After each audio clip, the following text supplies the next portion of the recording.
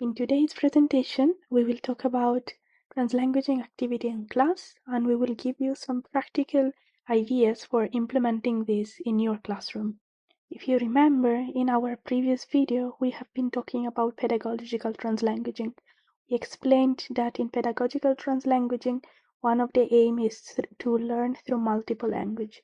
In addition, the translanguaging pedagogy also questions monolingual assumptions, and it tries to embrace linguistic diversity that is present in the classroom. In this video, we would like to focus on how to do this on class, which is to say, what are the activities that teachers could adopt and implement in their classrooms. Before implementing translanguaging activities in the class, there are some activities that could be done beforehand. These activities have the intention of shaping the schoolscape, which is to say, the environment that characterizes the schools. Way to do this is, for example, to make all the languages of the class visible. This can be done in several ways. For example, by creating a multilingual board with different words and translation in all the languages and dialects of the class. In addition, another way of doing is translating all the signs that are present in the school in all the languages spoken. This is a way to make all the languages of the school setting visible. After having completed these pre-activities that shape the schoolscape and make it linguistically diverse, we will now focus on few examples of activities that can be carried out in nursery schools and in primary schools. One activity is bilingual and multilingual storytelling. This could be done potentially in different ways. For example, by inviting parents and grandparents to class and asking them to read in their mother tongue. Another way of carrying out these activities is dividing the class into groups and asking the students themselves to create and tell their own stories. Inviting parents and grandparents to the class and asking them to read a book or a story in their mother tongue is a very important activity, and it's one of the practices of translanguaging pedagogy. This can be done in different ways, for example, by using websites which offer resources in a multilingual way, such as multilingual books and stories. Another way is using silent books, and a third way is using a dialogic reading.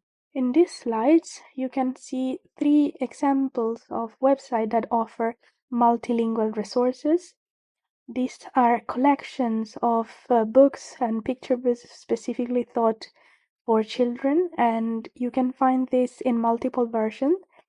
Some of them have an English translation, others they also have a version of the story read aloud by mother tongue speakers. These websites are Global Storybooks, Story Weavers, and Storybooks Canada.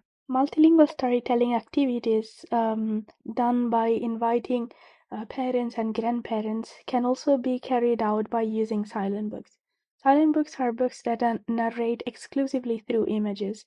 This book can therefore be read by everyone indifferently because they have no language, no age. Even they can be read by those who cannot read or have learning difficulties. The silent images encourage the narrator's voice and therefore the creation of a personal language, which is the perfect context for a multilingual reading activity. Another way of carrying this out is through dialogic reading, for example, by asking open-ended questions to the students, emphasizing the vocabulary so that children that don't speak that language will still able to understand, discuss the book's illustrations, and also, most importantly, use objects to support your reading so that everyone can follow your story. If for some reason you are not able to invite parents and grandparents, another way to carry out these activities is by doing it with the students themselves. In this activity, the teacher could divide the class into groups. In addition, the teacher could give the students a monolingual input, such as characters, actions that the character will complete. In the second phase, the teacher will ask students to do a multilingual brainstorming and try to come out with ideas of multilingual storytelling. This will be followed by the creation of a multilingual or bilingual story. And finally, there will be a moment of storytelling where the students themselves will tell their stories to the rest of the class. Thank you very much for your attention. More ideas of translanguaging pedagogy activities will come soon. If you want to know more about translanguaging, you can have a look at these videos.